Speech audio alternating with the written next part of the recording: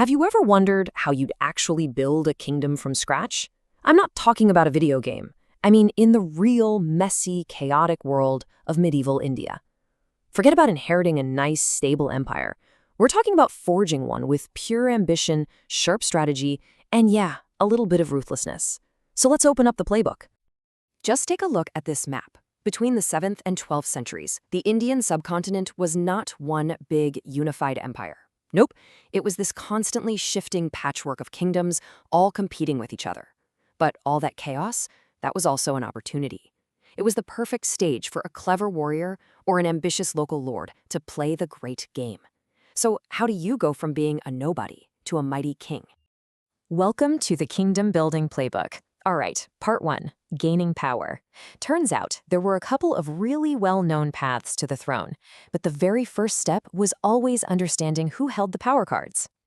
And the key players in this game were the Samanthas. You can think of them as these super powerful vassals, big-time landlords and warrior chiefs who were, on paper, subordinate to a king.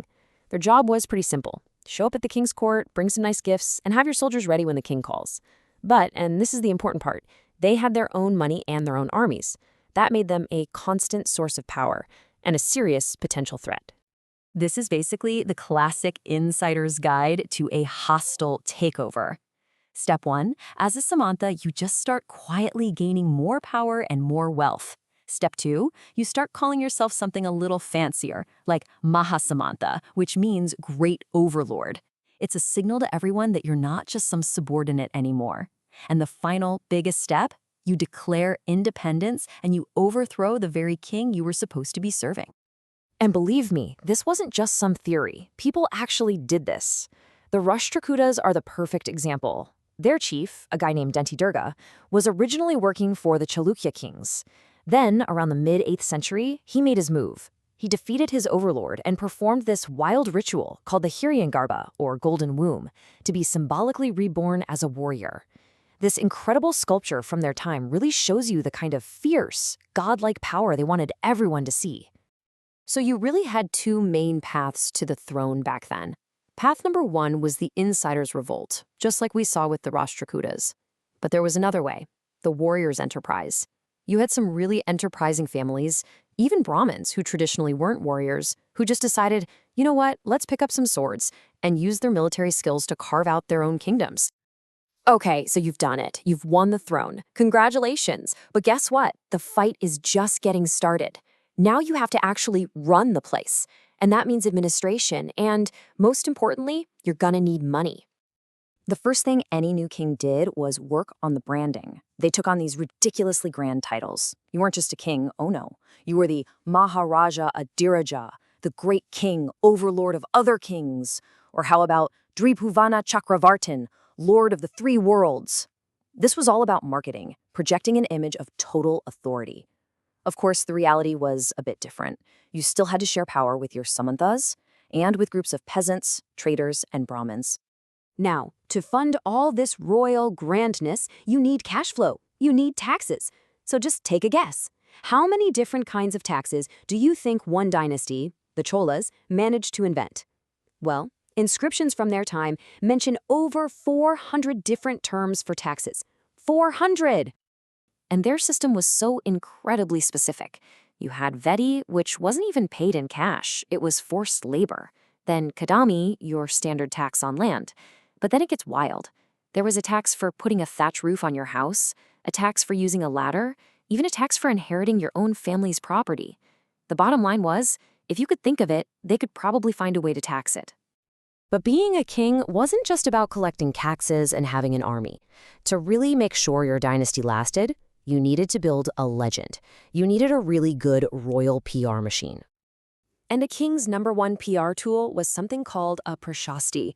These were basically glowing poems written by learned Brahmins that detailed all of the ruler's amazing achievements, often with a lot of exaggeration.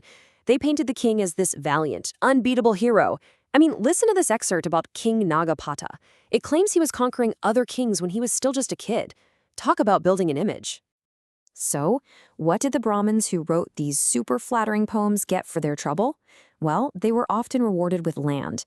And these land grants were recorded on sets of copper plates, just like this one. This wasn't just a thank you note. This was a formal legal document. It had the royal seal and everything. It was a permanent record of the king's power and generosity. So what happens when you have all these ambitious new kingdoms, all trying to get bigger, all trying to project power? Well, you get conflict. Constant, widespread war was pretty much the defining feature of this whole era. A perfect case study for this is the tripartite struggle. For centuries, three huge powers, the Gurja Pratiharas, the Rashtrakutas, and the Palas, were locked in this massive three-way free-for-all. And the grand prize they were all fighting over was the city of Kannauj in the Ganga Valley. This went on for so long that in the end, this draining conflict weakened all three of them. One of the biggest ways that rulers showed off their power and wealth was by building these absolutely massive, beautiful temples. I mean, just look at the scale of this Chola temple. These weren't just places to pray. They were the economic and cultural hearts of their cities, and they were loaded with riches. And all of that magnificence, well, it made them a bullseye. Exactly. Because these temples were basically treasure chests, attacking and plundering them became a pretty common military strategy. The most famous example, of course, is Sultan Mahmud of Ghazni. He raided the subcontinent over and over again, and he specifically went after wealthy temple towns to loot their riches and use them to fund his own capital city. So we've spent a lot of time talking about kings and warriors and their grand plans, and that's because their stories are the ones that got written down. But what about everybody else? What was life like for the vast majority of ordinary people, far away from the palace? The official records, they don't really tell us much. But every now and then, we get a rare, incredible glimpse into that world. This description comes from a 12th century Tamil work, and it doesn't describe battles. It describes a tiny settlement of landless laborers, a world of thatched huts, kids playing in the dirt, and women singing while they work. It's just such a powerful human snapshot of the daily life that actually fueled these kingdoms. And that really brings us to a final thought. History books are filled with the stories of kings, their glorious battles, their grand temples.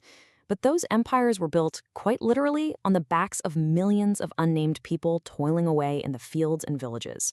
So it leaves you with a question, right? Who gets to tell their story? And whose history do we choose to remember?